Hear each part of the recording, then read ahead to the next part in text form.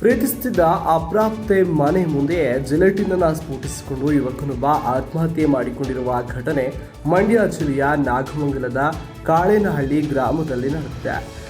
21 ವರ್ಷದ ರಾಮಚಂದ್ರು ಎಂಬಾತನೇ ಆತ್ಮಹತ್ಯೆ ಮಾಡಿಕೊಂಡಿರುವ ಯುವಕನಾಗಿದ್ದು, ಕಲ್ಲು ಗಣಿಗಾರಿಕೆಗೆ ಬಳಸುವ ಜಿಲೆಟಿನ್ ಸ್ಫೋಟಿಸಿಕೊಂಡು ರಾಮಚಂದ್ರು ಆತ್ಮಹತ್ಯೆಗೆ ಶರಣಾಗಿದ್ದಾನೆ.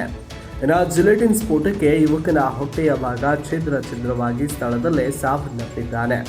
ಅಪ್ರಾಪ್ತ ಪ್ರಿಯತಮೆ ರಾಮಚಂದ್ರನ ಸಂಪರ್ಕಕ್ಕೆ ಸಿಗಲಿಲ್ಲ ಎಂದು ಮನನೊಂದ ರಾಮಚಂದ್ರ ನಿನ್ನೆ ಆಕೆಯ ಮನೆಯ ಮುಂದೆ ಆತ್ಮಹತ್ಯೆ ಮಾಡಿಕೊಂಡಿದ್ದಾನೆ. ಇನ್ನು ಸ್ಫೋಟಕದ ಬಗ್ಗೆ ಮಾಹಿತಿಯನ್ನು ಪಡೆದ ಪೊಲೀಸರು ಪ್ರಕರಣವನ್ನು ಗಂಭೀರವಾಗಿ ತೆಗೆದುಕೊಂಡು ಪರಿಶೀಲನೆಯನ್ನು ನಡೆಸಿದ್ದಾರೆ.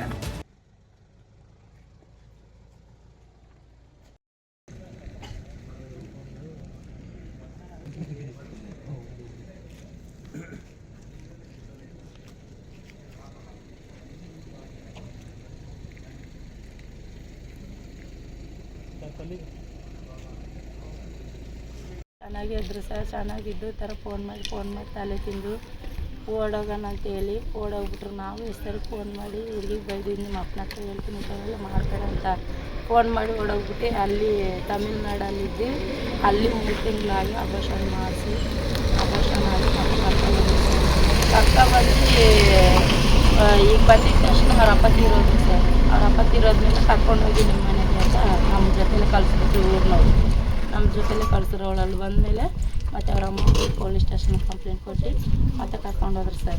ಜೈಲಿಗೆ ಹಾಕಿದ್ರು. ಜೈಲಿಗೆ ಹಾಕಿ ಹುಡುಗ 6 ತಿಂಗಳು ಜೈಲಲ್ಲೇ ಇದ್ದ. ನಾವು ಅಲ್ಲಿ ಸುರುಟಿ ಕೊಡಿಸಿ ಊರು ಸುತ್ತ ಎಲ್ಲ ಸಾಲ ಮಾಡಿ ವಾರದ ಬಡ್ಡಿ ತಿಂಗಳ ಬಡ್ಡಿಗೆಲ್ಲ ಮಾಡಿ ಇಸ್ಕೊಂಡು ಎಲ್ಲ ಒಂದು ದಿವಸ ತಿಂಗಳ ಬಡ್ಡಿ ಎಲ್ಲ ಮಾಡಿ ಕರ್ಕೊಬಂದು ತಿಂಗ್ಳಿಗೆ ಒಂದ್ಸರಿ ಕೋರ್ಟ್ಗೆ ಹೋಯ್ತಾಯಿದ್ರು ಸರ್. ಮತ್ತೆ ಮಾತಾಡ್ತಾನೆ ಇದ್ಲು.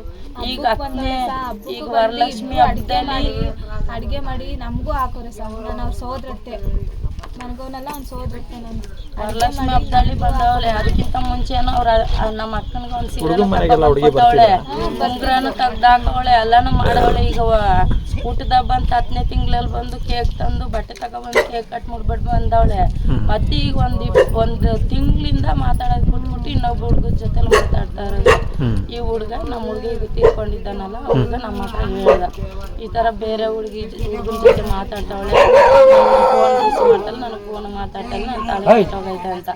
ನಾವು ಇದ್ಕೊಂಡು ಆ ಥರ ತಾಳಿ ಕೆಡಿಸ್ಕೊಬೇಡ, ಅವಳಿಗೆ ಇನ್ನೊಬ್ಬ ಇರೋವಾಗ ನಿನ್ಗೆ ಇನ್ನೊಬ್ಳು ಇಲ್ವ, ಆ ಥರ ಎಲ್ಲ ಮಾಡ್ಕೊಬೇಡ, ಬೆಳಿಗ್ಗೆ ಅಂದರೆ ಕೆಲ್ಸಕ್ಕೆ ಹೋಗು ಅಂತ ಹೇಳಿದೆ ಸರ್. ಅಷ್ಟೇ ಸರ್. ನೆನ್ನೆ ಸಂಜೆ 8 ಗಂಟೆಗೆ ಕೇಳ್ಕೊಂಡು ಮನೇಲೆ TV ನೋಡ್ಕೊಂಡಿದ್ದ.